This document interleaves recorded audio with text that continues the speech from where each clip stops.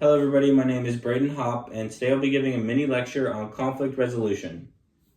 What we'll be learning today is what conflict is, and how gender and culture play a role into conflict, and how we can take conflict and use it as an opportunity to build relationships between people in our professional careers, as well as in our personal lives. Conflict is an expressed struggle between two interdependent parties that face incompatible goals, scarce resources, and have interference from another party in achieving their goals. When we look at conflict, we want to know that conflict happens all around us and that it is natural. Most people perceive conflict as a bad thing and nobody wants to deal with it, which is most of the case, but we want to also see conflict as an opportunity to show others that we can get to solutions of problems. Gender and culture play a role into conflict because women, generally speaking, face conflict in a non-confrontational style, meaning they mediate better, as opposed to men where they direct and they command more. This can be seen at an experiment at a doctor's office where men would typically say, "I'll be the doctor and you be the patient," as opposed to women would say, "We can both be doctors," or they would say, "I can be doctor and you be the patient for 2 minutes and then we swap." So there's that even exchange of everybody winning. This brings me to the methods of conflict resolution. The first one is that you want to make sure you understand before being understood. If you let the other person speak first, that shows them that you actually want to get to a solution instead of just bickering. Also, everybody wants to feel heard and understood, and this shows them that. So make sure we're understanding before being understood. Also, we want to focus on the needs rather than the position of the other person.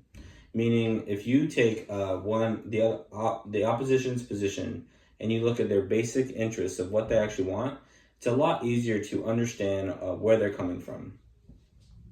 As well as you want to have a mediator when you discuss conflict, because if you have a trustworthy and unbiased mediator, it helps the problem get solved quicker.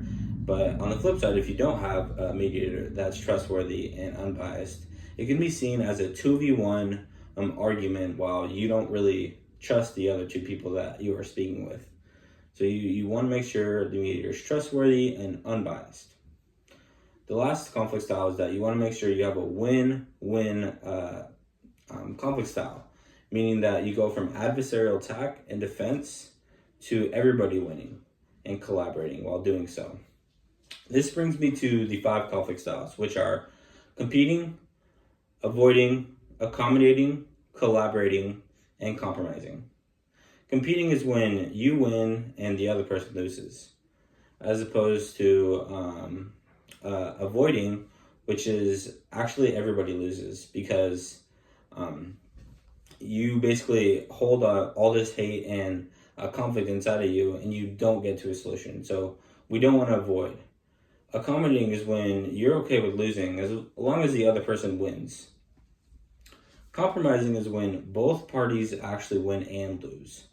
So you basically talk about important issues and you say, if I get this, I'll give you this. And the other person says, okay, that makes sense. I'll give you this while I get this. So basically talking about what's most important to each party and work that out. Collaborating is what we want to have as a conflict style. That means that everybody wins by communicating respectfully, going from, like I said, attack to everybody winning. Some tips to help you with conflict is that 1, you want to treat everybody with respect and dignity. Meaning you don't want to bash anybody for any position that they may have. You also want to find common ground with other people. Although it may seem like you don't really agree at all with another person, you want to make sure you find something that you can agree on. Usually everybody has something little that you can agree on, and you want to address that as well.